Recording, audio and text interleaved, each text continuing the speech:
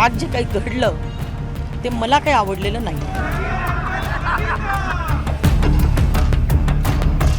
माझ्या डोळ्यासमोर जर कार्यकर्त्यांना बळी दिला जात असेल तर हे काही बरोबर मला वाटलं नाही.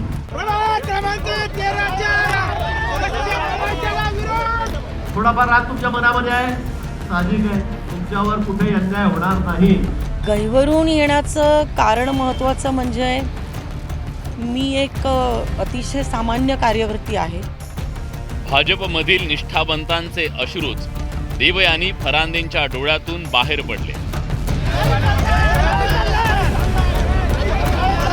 फरांदेच नव्हे तर पक्षातील इन्कमिंगला निष्ठावंत कार्यकर्ते आणि पदाधिकाऱ्यांनी जोरदार विरोध केला. प्रवेश करू इच्छिणारे आणि त्यांना विरोध करणारे आमने सामने आले. भाजपच्या कार्यालयासमोर प्रचंड गोंधळ निर्माण झाला. अखेर माध्यमांसमोर येत देवयानी फरांदेंनी तोफ टाकली. निवडणूक प्रमुख म्हणून मला कोणतीही विचारणा करण्यात आलेली नाही. निष्ठावंत कार्यकर्त्यांना कोणी पाठबळ द्यायचं असा सवाल त्यांनी केला. कार्यकर्त्यांचा बळी दिला जात असेल तर ते मला आवडलेलं नाही असंही फरांदेंनी स्पष्ट केलं. काही राजकीय दलालांनी चुकीची माहिती गिरीश महाजनांना दिल्याचा आरोप फरांदेंनी केला. मी गिरीश महाजन साहेबांवरती अजिबात नाराज नाही. त्यांना चुकीच्या पद्धतीने ब्रीफ केलं गेलेलं आहे आणि काही दलाल आणि ज्यांचा काही स्वार्थ की आपल्याच घरात काही तिकीटं मिळावी ह्या स्वार्थातून ह्या सगळ्या विषयाचं राजकारण झालेलं आहे.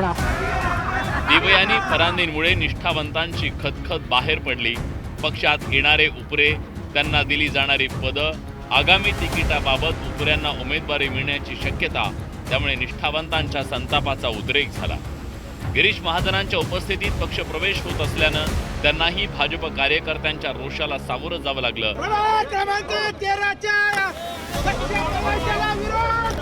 भाजप कार्यकर्त्यांनी गिरीश महाजनांना रोखून धरत आक्रमक पवित्रा घेतला. भाजप आमदार देवयानी फरांदेंची पोस्ट आणि निष्ठावंत कार्यकर्ते पदाधिकाऱ्यांचा विरोध अखेर तोकडा पडला. विनायक पांडे, यतीन वाघ आणि दिनकर पाटील यांचा भाजपमध्ये प्रवेश झाला. विशेष म्हणजे हेच दिनकर पाटील बुधवारी दुपारी ठाकरेंची युती झाल्यानंतर ढोल वाजवत होते, पेढे वाटत होते. पेढ्यांचा गोडवा जिभेवर कायम असताना दिनकर पाटलांचा गुरुवारी दुपारी भाजपमध्ये उदय झाला. वरिष्ठांची सुद्धा बोललं गेलेलं आहे काल परवापासून आणि सगळ्यांना बोलून विश्वासात घेऊनच या ठिकाणी प्रवेश केला गेला आहे. त्यांचा काही ठिकाणी विरोध आहे. त्या प्रभागामध्ये याला तिकीट द्यावं का त्याला द्यावं, पण अजून तिकिटाची प्रक्रिया कुठे आमची झालेली नाही. नाशिक भाजपमध्ये मागील वर्षभरात ठाकरेंची शिवसेना, मनसे, काँग्रेसमधून अनेक बड्या नेत्यांचा प्रवेश झाला. आतापर्यंत कोणत्या बड्या नेत्यांनी भाजपचा झेंडा हाती घेतला त्यावर एक नजर टाकूया. शिरीष कुमार कोतवाल, सुधाकर बडगुजर, गणेश गीते, विनायक पांडे, यतीन वाघ, शाहू खैरे आणि दिनकर पाटील यांनी भाजपमध्ये प्रवेश केला. तर नेते आयात करून भाजपला पक्ष वाढवावा लागतोय अशी जिवारी लागणारी टीका विरोधकांनी केली.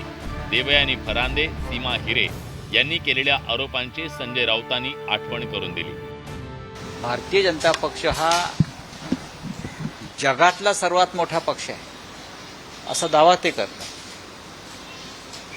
भारतीय जनता पक्षाकडे देशात सर्वाधिक संपत्ती आणि साधारण 10,000 कोटीचा निधी आहे.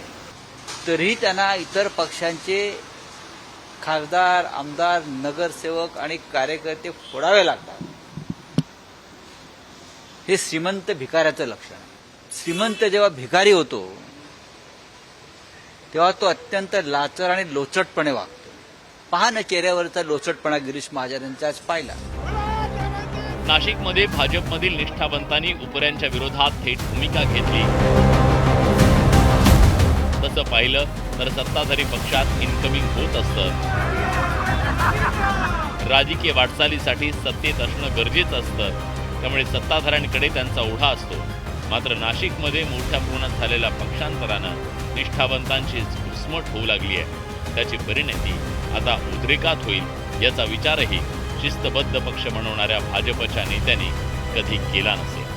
संतोष गोरे, न्यूज 18 लोकमत, मुंबई.